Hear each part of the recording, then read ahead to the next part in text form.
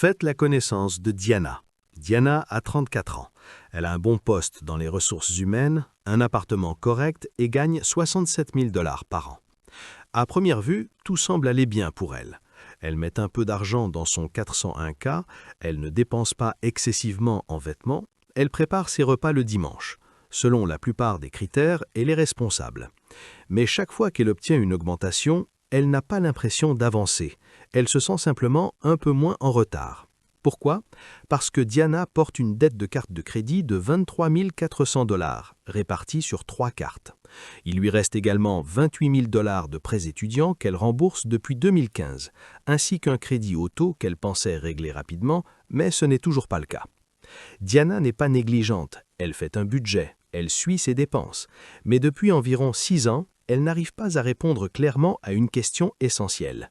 Que ferais-je réellement de mon argent si tout cela n'existait pas? Maintenant, rencontrons Daniel. Daniel a 43 ans, il vit dans la même ville, gagne un revenu similaire, 71 000 $ par an. Il y a 3 ans, il a effectué son dernier paiement de dette à la consommation, son dernier prêt à la consommation, sa dernière carte de crédit, son dernier prêt étudiant, tout a été remboursé en 18 mois. Son revenu n'a pas changé, son emploi non plus.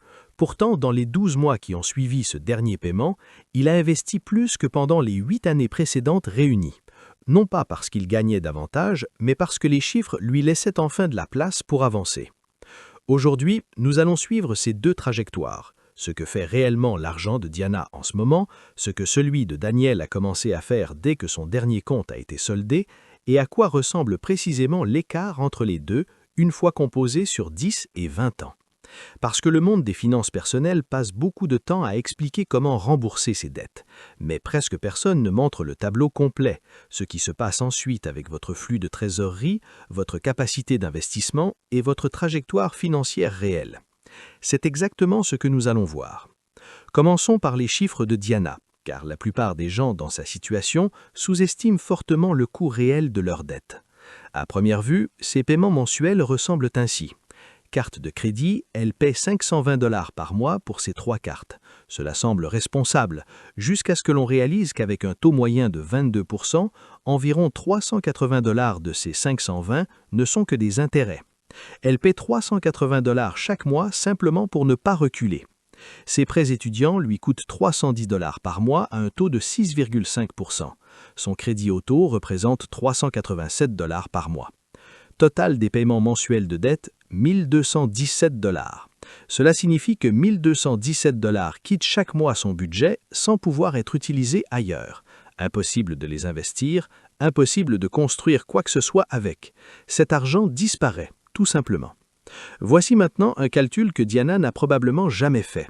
Si elle investissait ces mêmes 1 217 $ par mois dans un simple fonds indiciel basé sur le S&P 500, avec un rendement moyen historique de 8% par an, à partir d'aujourd'hui, au bout de 10 ans, elle aurait environ 221 000 $. Au bout de 20 ans, environ 716 000 $. Mais elle n'investit pas cette somme. Elle l'utilise pour rembourser ses dettes, ce qui signifie que ces 716 000 $ ne sont pas un objectif vers lequel elle progresse, mais un montant qu'elle abandonne silencieusement chaque mois, sans aucune ligne dans son budget indiquant « richesse future perdue ». Et ça, sans même considérer le poids des intérêts. Le coût total de ses dettes, si elle continue au rythme actuel, est important. Elle paiera environ 14 800 $ d'intérêts sur ses cartes de crédit avant de les solder. Ses prêts étudiants lui coûteront environ 9 200 $ d'intérêts supplémentaires sur la durée restante. Son crédit auto ajoutera encore 2 100 $. Au total, cela représente 26 200 $ d'intérêts en plus du capital initial. 26 200 $ qui ne figureront jamais sur aucun de ses comptes. Voici une autre manière de voir ce chiffre.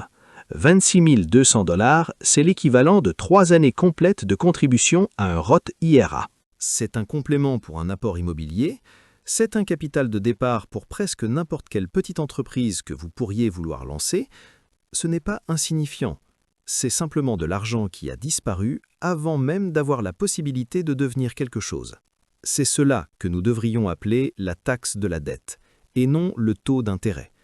Le taux d'intérêt n'est qu'un chiffre affiché sur un écran, La taxe de la dette, c'est la valeur future composée de chaque euro qui quitte votre compte sous forme d'intérêt au lieu d'être investi. Elle est invisible, elle est permanente et presque personne ne la calcule. Diana ne l'a jamais calculée, la plupart des gens non plus. Et c'est précisément pour cette raison que le moment où elle disparaît est bien plus important que ce que le monde des finances personnelles ne reconnaît.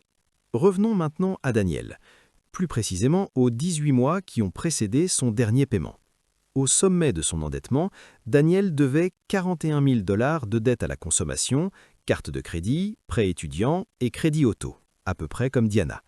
Il a utilisé la méthode de l'avalanche de dettes, ce qui signifie qu'il a classé ses dettes par taux d'intérêt, du plus élevé au plus faible, puis les a attaquées dans cet ordre tout en payant le minimum sur les autres.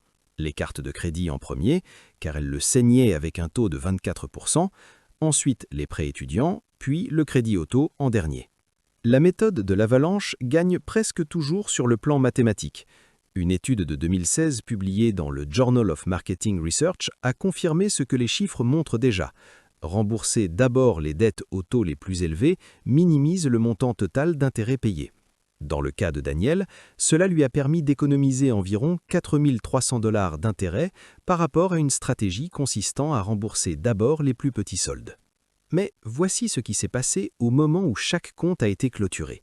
Et c'est là que réside l'essentiel. Quand sa première carte est tombée à zéro, il n'a pas augmenté son niveau de vie avec cette mensualité libérée. Il l'a simplement ajoutée au paiement de la dette suivante. C'est exactement le principe de l'avalanche. Chaque paiement libéré devient une ressource supplémentaire pour la target suivante. Son effort mensuel contre la dette est passé de 400 $ supplémentaires à 680 $, puis à 1100 $ à mesure que chaque dette disparaissait. Le calendrier de remboursement s'est accéléré d'une manière qui semblait presque injuste, surtout comparée à la lenteur ressentie au début. Puis, le dernier paiement a été effectué. Son flux de trésorerie mensuel libéré total, 1 340 $. Voici précisément comment cet argent a été utilisé, dans cet ordre. D'abord, il a fait une pause, 3 mois. Il a reconstitué son fonds d'émergence jusqu'à couvrir 6 mois de dépenses. Pas encore d'investissement, simplement la certitude de ne jamais se retrouver à un mauvais mois de devoir utiliser une carte de crédit. Ensuite, premier déploiement, le plan 401K de son employeur. Il ne cotisait qu'à 2%, ce qui ne lui permettait que d'obtenir la moitié de l'abondement. Il est passé à 6% pour capter l'intégralité de ce bonus. C'est un rendement garanti de 50% sur cet argent avant même que le marché n'entre dans le jeu. Rien d'autre en finances personnelles ne s'en rapproche. Deuxième étape, un Roth IRA, avec 583 $ par mois, atteignant ainsi le plafond annuel de 7 000 $ pour 2025. Chaque dollar investi là-dedans croît entièrement sans impôt. L'administration fiscale ne touche jamais au gain.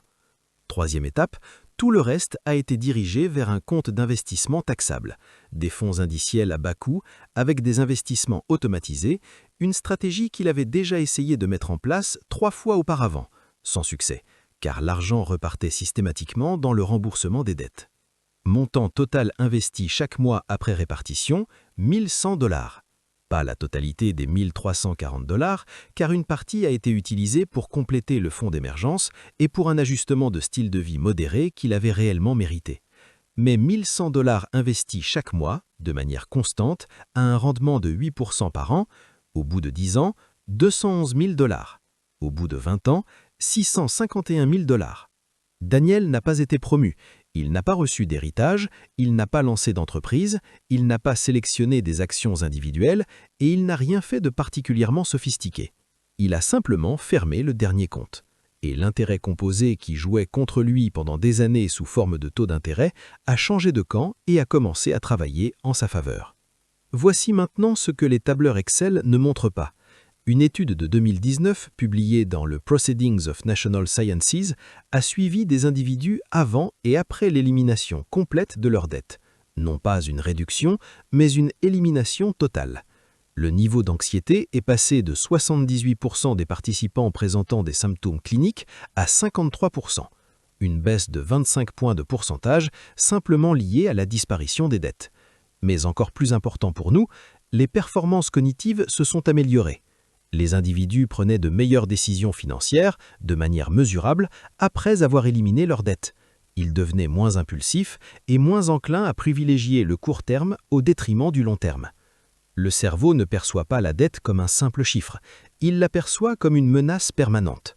Et gérer une menace constante consomme des ressources cognitives en continu, discrètement en arrière-plan. Des ressources qui auraient pu être utilisées pour réfléchir à sa carrière, évaluer les risques ou prendre des décisions à long terme. C'est pour cette raison que Diana filtre chacune de ses décisions importantes, criée par une question silencieuse qu'elle n'a jamais vraiment formulée clairement. Si cela tourne mal, est-ce que je peux toujours payer mes mensualités ? Peut-elle accepter un poste avec plus de responsabilités, mais un salaire de base légèrement inférieur car les perspectives de croissance sont meilleures ? Les paiements. Peut-elle passer à temps partiel pendant 1 an pour développer l'activité de conseil qu'elle imagine depuis longtemps ? Les paiements. Peut-elle accepter un projet non rémunéré qui lui permettrait d'obtenir la certification dont elle a réellement besoin ? Les paiements. La dette n'est pas seulement une obligation financière, c'est une contrainte de carrière à laquelle elle n'a jamais explicitement consenti, qu'elle n'a jamais formalisée, mais qu'elle ressent chaque fois qu'une opportunité se présente. Daniel, lui, a cessé de faire ce calcul, non pas parce qu'il est imprudent, mais parce que les paramètres du calcul ont changé. Sans paiement obligatoire lié aux dettes à la consommation et avec un compte d'investissement en croissance, un mauvais trimestre ne provoque plus un effet domino. Un changement d'emploi ne devient plus une crise. Le seuil minimal nécessaire pour vivre a baissé, et lorsque ce seuil diminue, le plafond s'élève. 18 mois après son dernier paiement de dette, il a accepté un poste latéral, même salaire, autre entreprise, mais avec un meilleur potentiel en action. Il ne l'aurait jamais fait auparavant. Le calcul du risque ne fonctionnait pas avant. Après, oui. Des chercheurs de Northwestern University ont montré qu'un ratio dette-actif élevé est associé à une pression artérielle plus élevée et à de moins bons indicateurs de santé déclarés, même en tenant compte du revenu. Ce n'est pas une métaphore, la dette représentait une charge physiologique, et lorsqu'elle a disparu, le corps l'a ressentie de la même façon que l'esprit. Rendons cela concret, car l'écart entre Diana et Daniel n'est pas une question de destin, c'est une séquence, et une séquence peut toujours être enclenchée. Première étape, choisir une méthode et comprendre réellement son coût. La méthode Avalanche, rembourser d'abord les dettes au taux d'intérêt le plus élevé, est mathématiquement gagnante dans presque tous les cas.